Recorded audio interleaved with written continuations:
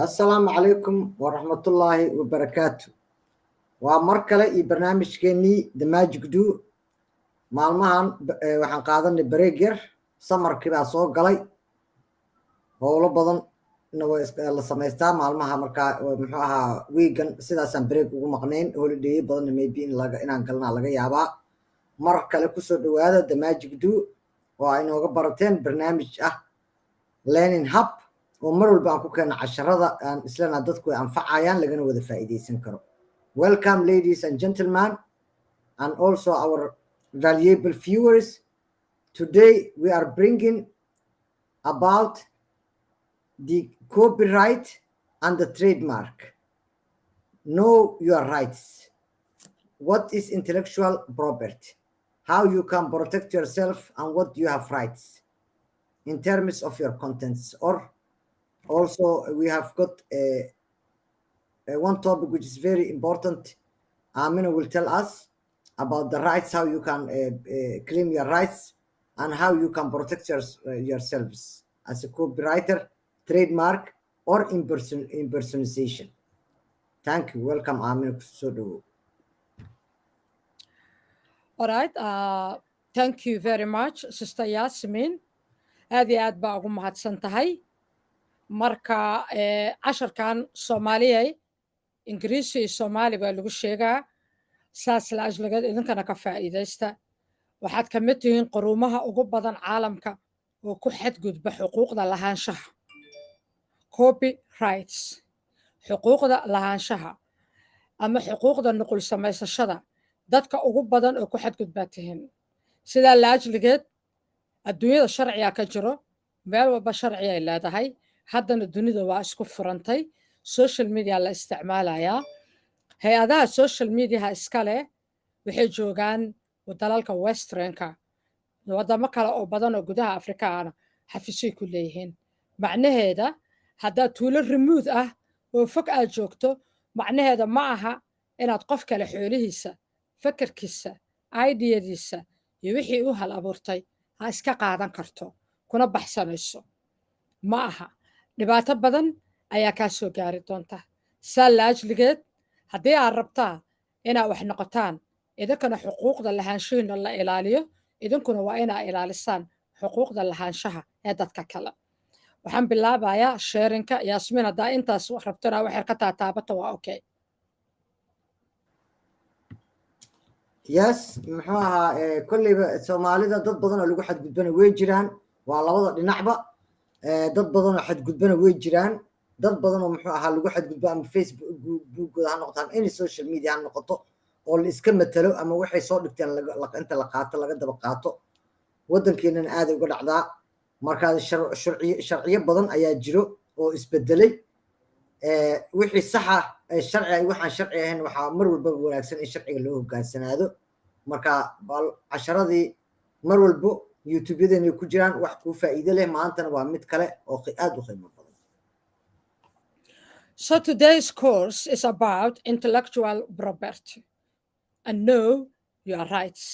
I'm going to share the slides that I made ready for you so you will understand what I'm talking about. waxaa maanta idiin soo diyaariya cashar ku saabsan waxa la waxaa adiga xaquuq u leedahay oo aad hal abuuratay kaasoo aad mar kastaba ogaan kartid sida ugu dacwoon lahayd ama aad u ilaashan lahayd hal abuurkaaga ama haddii lagugu soo xadgudbo sida adiga u ilaashan lahayd xuquuqdaada ayaa halkan maanta cashar laga soo diyaariyey waxaana waa how to protect your rights sida xuquuqdaada u ilaashan lahayd ama hal abuurkaaga. All right. It's called intellectual property. معناها hantidii fakarka. Intellectual property. hantidii aqliyadda ama hantidii fakarka ayaa la dhahaa. marka waa inaa protect garaysaa raankaaga marka intaan af Soomaalida aan ku talagalay. So how to protect your rights? Yasmin horta ma loo jeedaa abaayo screenkayga ma loo jeedaa? waa loo jeedaa. All right, thank you so much. So how to protect your rights? sidee u protect garayn kartaa ama u ilaalin kartaa xuquuqdaada? waxaa isku dayaa ii kaadi inaan ma aqaan screenka inuu yar yahay camal ay ila tahay bal laakiin never mind macno ma laha adiga ingiriiska ku socona af soomaaligu sheegaye haye alright hadda waa ujeedaa haddana ma waa isbedelay screenka ha alright so what is intellectual property? Let's see what means intellectual property and what could be intellectual property. maxaanu horta oran karnaa waa maxay habfakarka adigu aad leedahay ayaan maanta horta aan yani wax ka baranaynaa horta waa maxay muxuusan noqon karaa habfakarka adigu aad leedahay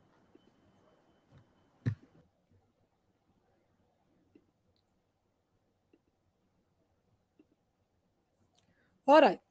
Intellectual property is any creation, any intellectual creation, artistic work, inventions, designs, names, titles, images, computer codes, TV programs or radio programs, courses, contents, literary work like songs and lyrics. haddaba habfakarka hantida habfakarka maxaa la yiraahdaa oo qofka xuquuqdeeda leeyahay sharciyan waxaa ka mid ah hal abuur artiste dadka wax sawiroo kale shaqooyinkay sameeyaan ama adigu waxaad soo hal abuurtay invention aad soo saartay waxaa adigu soo hal abuurtay adiga leedahay asaaskooda ha noqoto dhisme design ama yani wax adigu design af soomaali maxaa lagu dhahaa design waxa waaye farsamayn waaye farsamo adigu aad soo samaysay magac adigu aad bixisay ciwaan adiga aad bixisay sawir adiga soo hal abuurtay computer code aad adigu soo hal abuurtay TV program adigu leedahay soo hal abuurtay koorso adiga aad soo hal abuurtay iyo hees ama miraheedii aad adigu soo hal abuurtay waxaas oo dhan waxay noqon karaan intellectual property oo adigu aad leedahay qofka hal abuurkiisa uu leeyahay. So let me make it more clearer. That means artistic work. That means any artistic work, whether it is art, whether it's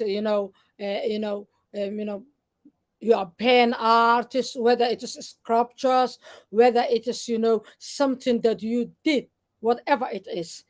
Inventionist. That means any idea that you started an invention and it is from you.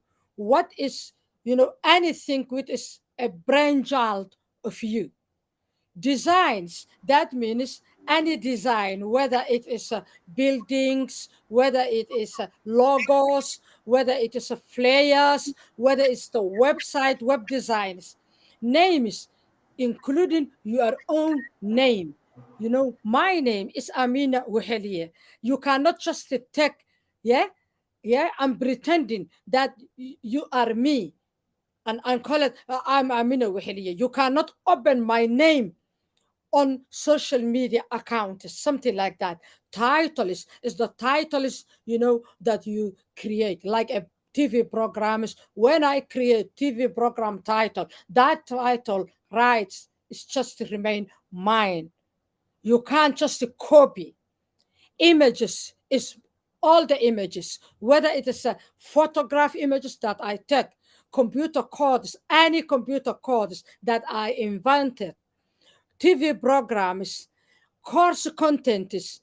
You can't just copy, somebody's work. Literature work like songs, lyrics, melody, like lahanka, something like that. You can, if it's a poems, histories, books, anything. You cannot copy someone else's work. That is intellectual property. marka hantida hal abuurka ay dadka xuquuqda u yeeshaan wadamadan aan joogno waa la kala leeyahay dalkeena yani isku walaaqan marka maadaama hadda social media isugu soo aruuray isku walaaqnaantii hore ma jiri karto ilaa waxaan ma isticmaaleen dad sharciyo lahaa leh oo aan hadda ku wada jirno sharcigaasna waa in la waafaqaa haddaba maxaa ka mid a intellectual property hantida adiga hal abuurka adigu leedahay qofka bini aadamka uu leeyahay hantidiisa waa la dhihi karo maxaa ka mid a waxaa ka mid a creation hal abuur aad samaysay artistiga wax sawir ah oo qof artist u sawiray uu asagu markii hore soo saaray qof kale kama daba qaadan karo muxuu ahaa xataa scripture waxa la yidhahdaa jir meeshaan dhoobaa la sameeyaa vaasooyinka furaya la gashto falaawarada iyo bahalo yaryaroo qurux badan iyo dalkeenni waxaa la mida muxuu aha dhoobadaasiita la sameeyo oo scriptureka waxaa ka mid ah burjikadeennii muxuu ahaa dabqaadka waxaa ka mid ah dhiisha muxuu ahaa bahalaha ushunka oo biyaha lagu shubtoo kale waxyaabo noocaasoo artistigay qabaan weliba halkan museumyada la dhigtaa dadaan gato dadaana gacantooda ku sameeyo dhoobadaasay dhisaan marka waxaasaytoo dhan waxay soo gelayaan wax kaloo adiga aa inventigarayso maskaxdaada ka soo dhashay oo adigu aad leedahay magaci ayaa ka mid ah magaceygoo kale muxuu ma qaadan kartid social media kuma furan kartid yasmiin kastan adiga malihid impersonation aa lahaa hadda sharci cusubaa laga soo saaray waa la qabanayaa dadka waa laga tirtirayaa weliba hadda hujuun cusubaa lagu soo qaaday dadka magacaysan lahayn ku furta meesha waxaana imaan doonta mar lagu leeyahy sharcigaaga keen magacaaga adiga meesha kuugu furan uma aamine iyo abu axmed iyo sheeg magacyadaas lala baxay iyo way soo gaaban doonaan marka waxaasaytoo dhan waa hantidaada design waxaa ka mid a dad architectorsa jiraan oo gacanta ku sawiro wax guur dhan ama iskuul dhan oo la dhisaayo qofaa ku hamiyey maalin walba wadamada waa la kala leeyay waxaasayto qofa ay tahay yani riyadiisa inuu maalin waxaas hirgeliyo wixii waa qofku kala sheekaysana waa laga dafaa fikru soo saara waa laga dafaa qof kala kaleem garaynaa sawir adiga aad samaysay ama computer ku samee ama gacanta ku samee computer coding wax la yiraahdaa jiro tv programmada la sameeyo kale koorsooyinka adiga aad soo hal abuurna aniga aamin hadda koorsooyin anaga gacanteena ku qoranaa waxaa kaloo ka mid ah heesaha laxanka iyo miraha iyo muxuu ahaa melodiga maxaa la yidhahdaa music ma lahaa melodiga waxa waa laxanka ama heesta miraheeda ama gabayga ama hataa musica marka intaasaa maraynaa ku soco alright so all of those protected by intellectual property law waxaasoo dhan oo kor lidinkugu soo sheegay waxay hoos imaadaan sharci la yidhaahdo dunida ka qoran oo yidhaha intellectual property law sharciga ilaaliya hal abuurka dadka so there is two main intellectual properties marka hantida iyo hal abuurka sharciga ilaalinta hantida iyo hal abuurka waxay u kala baxaa laba nooc one is copyrights midna waxaa ku qabanaya wax la yidhaahdo copyright xaquuqda inaad wax copy garaysay ilaaliya and the other is a trademark midka kalena waa xuquuqda ganacsiga trademark calaamadda xuquuqda ganacsiga so first what is copyright is the legal right of your prints published articles videos audios photos logos branding materials and etc if you want wuxuu ku ilaalinayaa sharciga xuquuqdiisa yeelanayso oo adigu leedahay waxaa ka mid ah waxyaabaha daabaca ah oo aad daabacatay hadda ama warqada iyo madbacda waxba laguma daabaceen muxuu haddaa xataa internetka wax ku daabacatay ama adigu aad wax soo daabacatay oo aad baahisay artikala aad qortay video adigu aad samaysatay codad adigu aad duubtay sawirro aad samaysay loogo calaamadaha kambaniyada loo sameeyo adiga aad samaysay ama wax kuu gaaro branding kuu gaara adiga haddaa calaamad maanta la baxday lagaama daba koobi karayn karo this is even include your course contents anything that you create solely you create so if you wanted to use what is not yours you should seek permission to use it or buy it and use fixed time marka waxaa ka mid ah xataa xuquuqda lagu ilaalinayo waxaa ka mid ah casharada koorsooyinka haddeertaan la qoro dad baa koorsooyin qoro wax walbay qoraan waxbaa la kala bartaa marka koorsooyinkaasay taa haddii aad rabti inaad dib u isticmaashid waa inaad amarka qaadataa qofkii lahaa haddii kale sharcigaasi taa haddii lagugu qaado wuu ku qaban karaa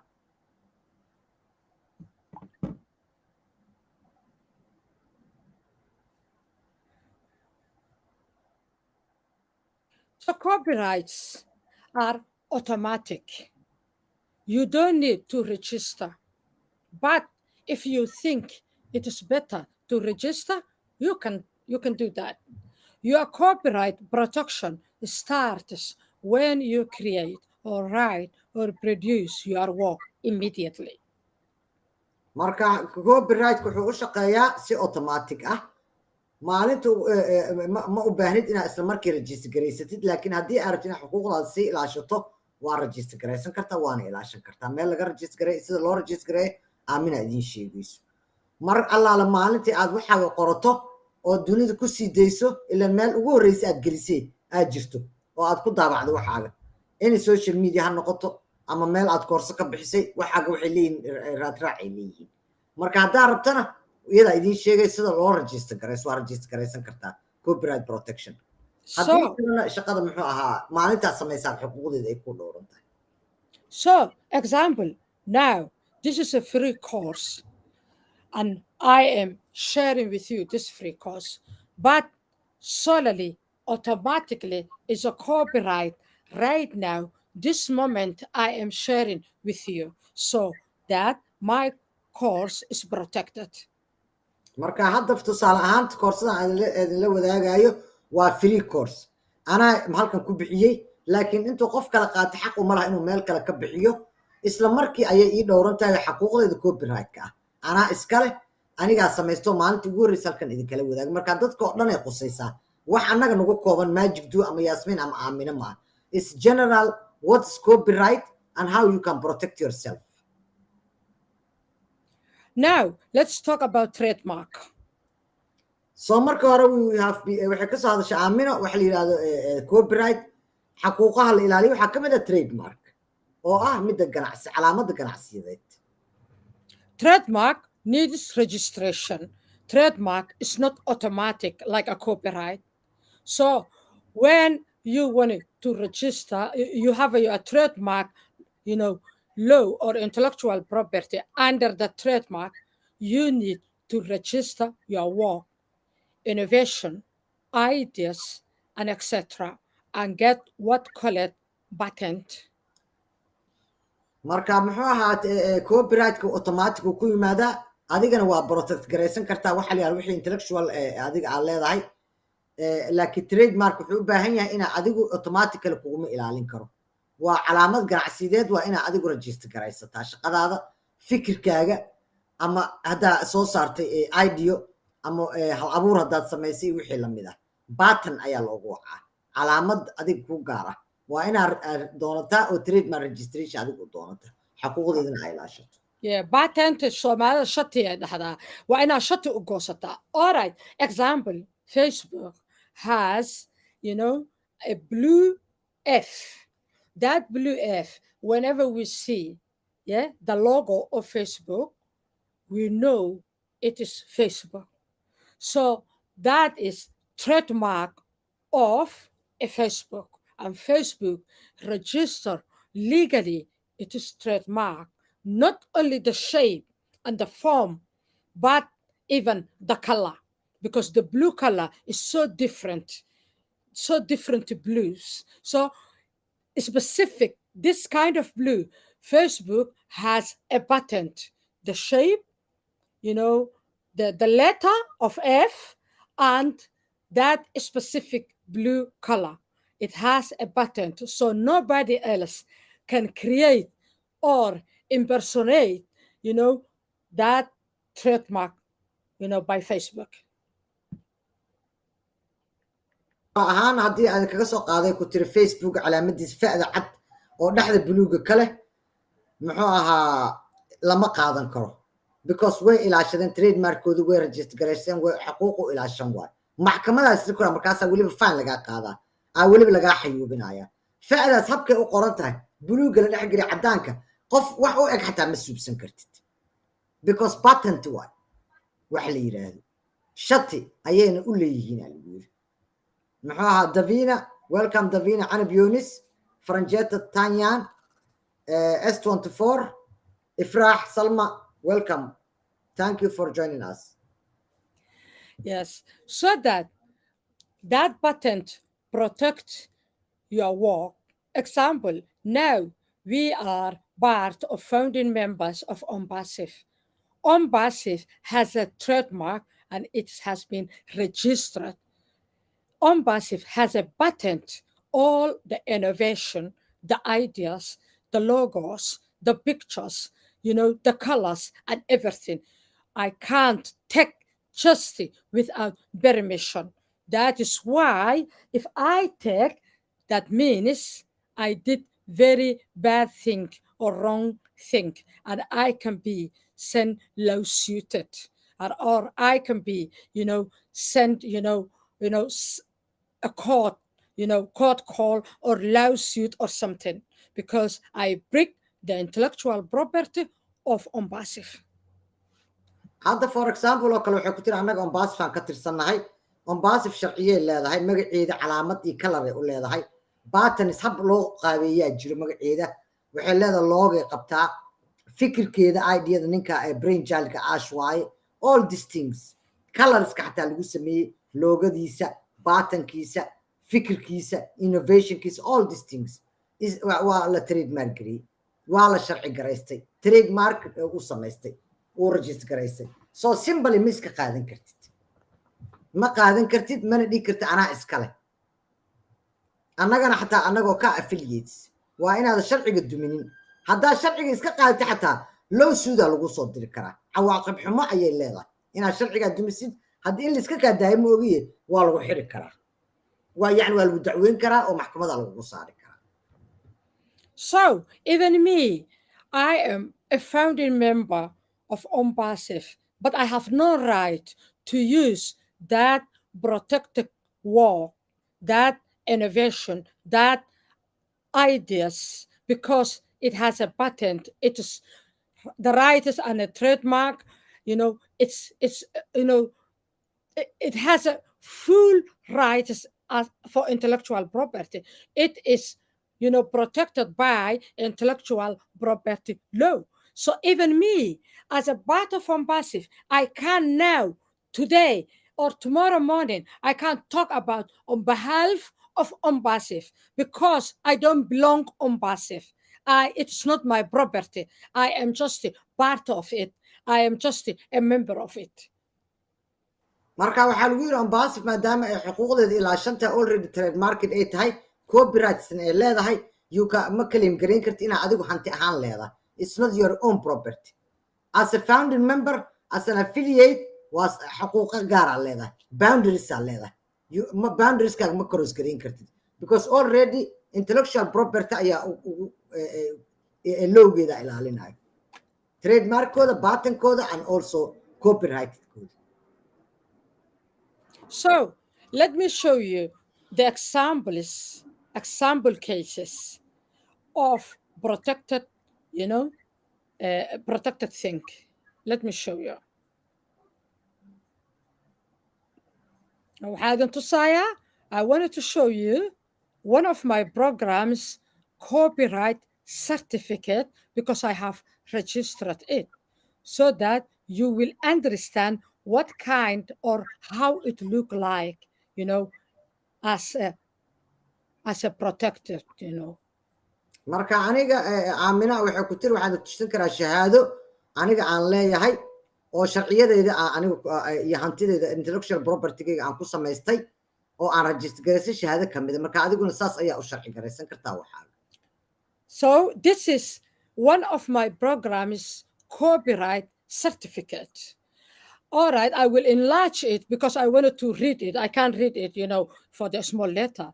So this is a copyright house. That is the company that I paid money to protect the copyright of my program. That program I broadcast several times here. So here is a certificate of copyright registration. The name or band name is Amina Musa Waheli. That is my name. The company and real name is Amina Musa Waheli. That place even I can register or write on my company if I own one. The username is my username. The title of work of my program is how to promote your business but for podcasting. And the type of the work was a PDF. So this PDF, not only PDF, but anything which has this name, including the video and everything, is my work. So what I have file size, I have registration ID. The important thing here is that file name, my title of work name, and registration ID 218974316, so that registration number is the registration number when you break the copyright of my program and take my program and make it as it is used. That ID is the one who caught you in red-handed. Okay, that is the what is going to catch you in red-handed. All right, that's registration number. That's security code. This security code is the trust code. It is trusted you. If you post my program, it is video, it's PDF and everything, and even change the title and make it as its use, that security code will catch you in red-handed. No matter how you hide from me, no matter even if you put me block, the system will recognize the security code of the program. And at the same time, my program has a digital fingerprint. That is the digital fingerprint. That is something like a code that computer can read. So wherever you post, you will be caught. You will be caught. And here, it will be the date that I have registered. This is just a symbol, but my program I have registered, when, the first time that I created. Status is okay. That means that gives me peace of mind because it's registered. Here is the other information. This is the explanation of my program. This is a course content created by Amina Waheli. It is one and the last part of course is titled How to Promote Your Business. I created this course content's first version in March 2022, then renewed and added more information by June 2023. And that is the stamp of my program's copyright. Yasmin, waa kugu soo celinaa marka saa u fasirto. Okay. Hello, Ivy Mix, and I can see Safia Fande, my childhood friend. Welcome. Yes, Ivy Mix, and also those people who join us later on. We are talking about today how you can protect your intellectual rights, whether you have a copyright or trademark, and how you can also take care of breaking that law, and how to register and protect your logos, your ID, and everything. So Soomaalida waxaan ku idhaa copyright house-kaas waxaan ka samaystay ku tiri sideeba hantidaada u ilaashan kartaa.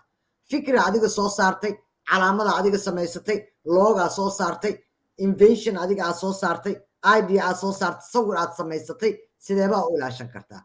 Waxaa u ilaashan kartaa meelo laga register garaysay leeyihiin. Haddaba markaa register garaysato waxaad ilaashanayso shahaadadan intaan tusaale ahaan idin tusinaa ku tiri. Copyright house wuxuu ka jiraa Ingiriiska. Certificate ayaa uga go'an registration magaceeda Aamina Muuse Weheli ugu taal. Company name kana Aamina Muuse Weheli waay. User name keeda Aamina Weheli. Title ka shaqadeedu wuxuu ahaa sideebaad kor ugu qaadi kartaa ganacsigaaga. Qaybta podcastiga warbaahinta. File name keeda podcast PDF ayuu ahaa calaamadiisa. Waxaas oo dhan register garaysanaa. File size kaaga, registration ID number ay leedahay, security code ayay leedahay. Numberkaasi waxa waa hadaa meel kale ku post garaysid ama aad kaga hadaaqdo social media maadaama hadda social media la wada joogo ama adigoo ka sheekeynaa lagu arka xataa shahaadadan qofka inuu iska kaa dhaafo ma ogyahay wuu kugu qaadi karaa inaad sharciga aad dumisay intellectual property law inaad dumisay oo ama trademark qof uu leeyahay aad qaada kusoo koreysgaraysay ama copyright hanti uu leeyahay hantideedan oo waxaa kaloo ka mid digital fingerprint uu qabaa raad buu ku leeyahay digital fingerprints waxaa lagu leeyahay raadu digitalka dhan ku leeyahay meel kasta aad geyso magac ama ka bedel ama saa doonto yeel koorsadan ay iyadu abuurtay waxayna koorsadan abuurtay 2022gii waxayna dib u cusboonaysiisay kusoo kordhisay 2023gii bishii June markaas shahaadadan oo kale ayaad goosan kartaa if you want to protect your intellectual rights you can have and register and get a certificate so that's how you can protect and have your own copyright also the trademark we have learned. All right, let me and add also then. we learned on passive how they trademark it and how we cannot cross that or break that law of trademark. All right, let me add then one thing. If you are a journalist or you have a website or you write a website, or here our brother S24 Somali Television, he has a channel.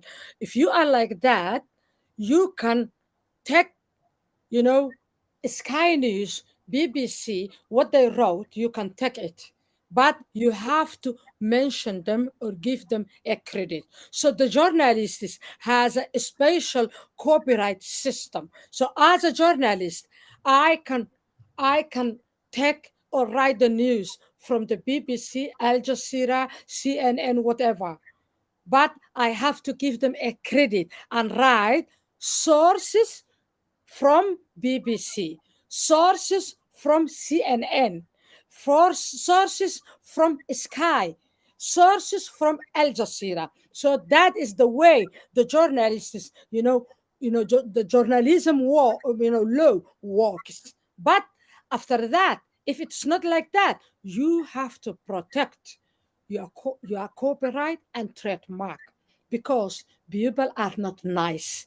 انت استرجن سلام kadib aan wadaa marka waxa ay ku tiri muxuu ahaa dadka journalista sida hadda yarkan walaalkiina meesha lagu jira S24 Somali TV waa nin journalista janaal uu leeyahay calaamadaasi ta loogadaasi ta oranjoonaha u soo aran oo 24 TV ugu taalo hadda wixii saas oo kale haduu rabo inuu wariyay Sky ama Al Jazeera ka soo qaadanayo si kale ayay u shaqaysaa journalism looga laakiin everything marka ka soo qaadatay xigeesho waa inaad siisaa xigeesho siisaa aad tiraahdaa source-kaas waxaan ka soo qaatay akhbaartaas waxaan ka soo qaatay Al Jazeera Sky News or BBC aan ka soo qaatay markasto muxuu ahaa waxa sameynaysaa qofku waxa uu sameynaysaa inaad magac dhawdo oo aad source meesha ka soo qaatay aad sheegta meesha ka soo xigatay journalism work saas u shaqeeyaa but you can't download their news video and just boast as it is yours. لكن Sky News BBC or either on bus حتى waa ku jirtaa you cannot ma soo download garin kartid and then adiga inaad leedahay amal YouTube ka ma gashan kartid or you cannot take it to your Facebook adiga u claim gareynahay ina adigu leedahay it's not your property you are breaking the law of trademark and copyright. Welcome our sister Lester Touch, hats off for you, good to see you. So that let me clear here, if you are a journalist, you can take like that the news and write it out, and you have to come up some idea. You have to create how you can create a video or something, but you can't download. At the same time, in Ombasif, founding members, you can go to Ombasif website and download whatever you like, whether it is a video or video, and then post it on social media as it is yours, because it's already the Ombasif has a patent, it has a trademark and copyright, and you will get terrible. So don't download Ombasif's videos from their YouTube channel or the website, but come up an idea, take an idea from them, come up and create your own videos and promote your business. Because or they can share it. Yeah, and you can share it that. Waa lagu ogol yahay. Yeah. Okay, waxa ku tiri hadii journalist ku saas iska dhaaf laakiin Ombasif oo kale hadda trademark iyo copyright ay qabtaa وانت ويب سايت كو تكت اما يوتيوب كو اوفيشال اون باس انت تكتid ina soo download gareysatay wuxuu adiga claim gareys inay property gaaga tahay you are breaking the law of intellectual property marka in iska ka daaymo ogiye waa lagu maxkamad loo suuda lagu geysan karaa laakiin on baas waxay ku tiri share garee directly from their YouTube, directly from the link of a website, you can share it. Like in so download Gracie, you cannot claim as your own property and you cannot put them. I have seen a lot of people who are downloading videos from the YouTube. معناه how you are not promoting on passive YouTube official. You are claiming their property, you are downloading and using your own. And that's not allowed by law. Because on passive is trademark and copyrighted. And everyone else is the same. And you can also protect your rights. Either trademark, patents, or copyrighted. So that's all. And I'm telling you, we all need, one way or another to protect, our properties, to register our copyrights, although that copyright registration is automatic and you are not supposed to register. But the people are not nice. People like to copy whatever they see. And now social media is everything. So when you are copying, my advice is please take, the subscription from an organization which can you make your copyright protection automatically, which can have a digital footprint, or you can see anybody who just to copy your work or your content. So this is automatic. It's automatic. So your business is copyrighted. Now we are all having our companies. We all have our logos. We are going to have our own websites. We need protection. We need protection. We have to protect. And you can't just make infringement of the copyright or trademark. You will get terrible. And so many cases, including, a big singers, a big, creators, even those who are in Hollywood has been there before because of the copyright, infringements. So please don't do it. Don't do it. Create yours. Create your work. Have a confidence for yourself. And thank you so much. That's all for me. waxay idinku tiri calaa kulli xaal dadka wuxuuda ka soo qaadana niman badan oo hollywoodiyada ka tirsan ayaa maxkamada lagu saaray oo lagu qasiray adiga fikirkaaga la imo ilaasho waxaaga. Also, I would like to tell you that the new policy rule is that YouTube channels, which initially presented themselves as a fan accounts in their description, but ultimately engage in posing as another's channel and re-uploading their content will be prohibited.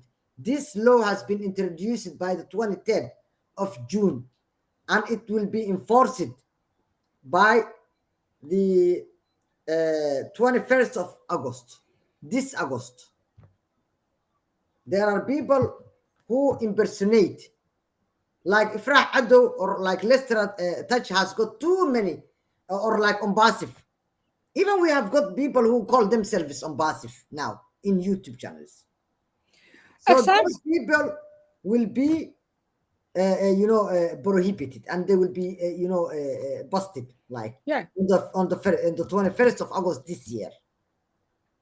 It's called impersonation law. Yeah. You cannot impersonalize somebody. It has been introduced and it will be forced on the 21st of August. And you have seen how you can protect if you have got any trademark that you are worried or any creation to be copyrighted. You have got rights to protect yourself. So that please, people, you have to be very careful. At the same time, you have to protect what you own. You have to protect your business. When you are a business owner, you have to have a legal backup. Because anything can happen. As my long career of journalism, as a journalist, it happened to me a lot. Yeah, people just to copy my work, my idea, my program, my titles, my videos. They remove, my logos and put their own. But I self like this because I have a legal backup. I have legal backup, so I should not worry anything. What about, I mean, if we have seen a lot of people who are you're using your photo and your own name and make and opening Facebook accounts or TikTok accounts or YouTube accounts. Yeah. What? How you can protect that? How you can be safe? You can protect the best advice I can tell you is to put all your photos, any other photos that you belong, for the copyright protection. All right, so that anything they take, automatically you will be sent an email, and you tell someone infringed your work. And when you open the email, you will find who he is. And then the company will ask you, are you wanting to take a legal action? And you will say yes, if you want to, yes. If you wanted to do a favor, you can leave it. But they will call. They will get terrible. They will be sued by money. They can take to, your lawyers, your copyright lawyers can take them to the court on your behalf. And some cases, that people, they can go to jail. Yeah, they can go to jail. Yeah. So the copyright, but the most of it is a fine. It's a fine. It's a money, big money.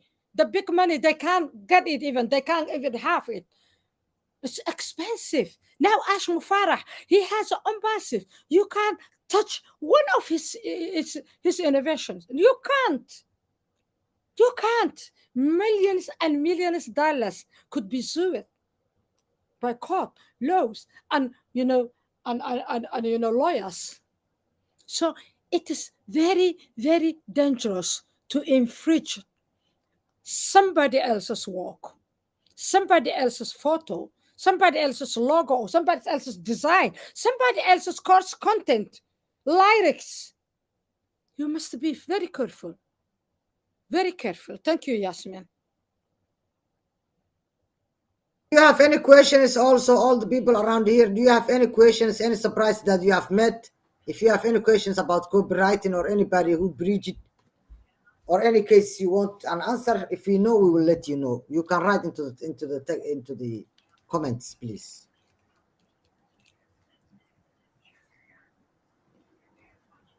soo saar lister ayaa joogaan ifraax cadow ivy mix waa joogtay waa soo saar kulli waa saar haddaan ku celinaa inta su'aalaha sugayna.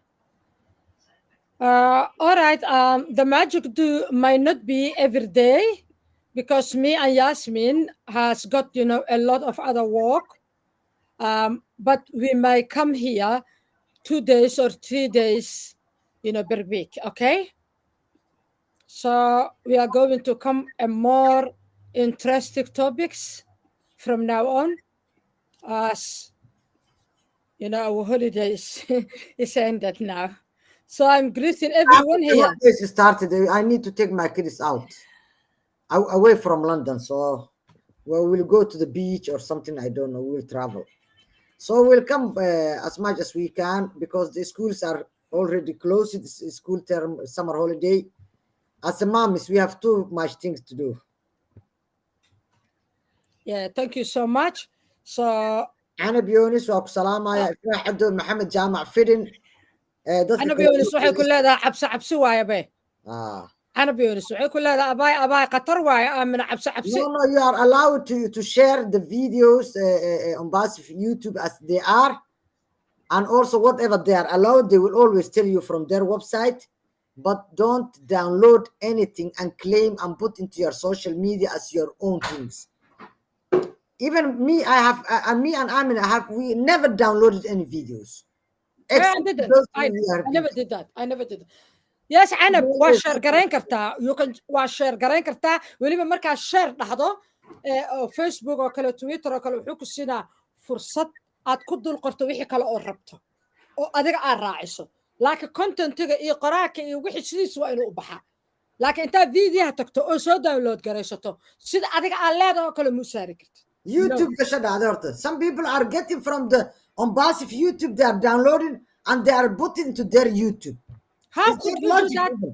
yeah how could you do that no you can't do that you cannot do that ما فهمتين marka please be careful yeah no qatra credit rightska waxaa siinaya waxaa waaye waa marka oo journalist markaa taa waaye markaada journalist ahayn markaasna xataa waa qoraalka bas videoha maaha laakiin marka kale waa share bas lagu ogol yahay laakiin intaad soo download garayso ina adiga leedahoo kale reshare ma dhiyo markaas ka bacdana repost ma samayn kartid that's totally wrong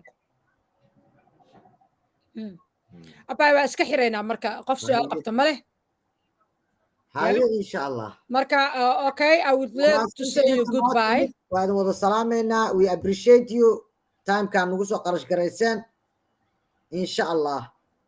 baryahan samara la iska gala ciyaalkii aan nagu soo taan howlo badan waa iska socdaan marka ma 2 weeks iyo 3 maalmo 3 jeer ama 2 jeer ayaan weekii soo gali doonaa inshallah inshallah markaas bye bye assalamu alaykum warahmatullahi wabarakatuh kulligiin we really appreciate you thank you very much for coming and joining me bye bye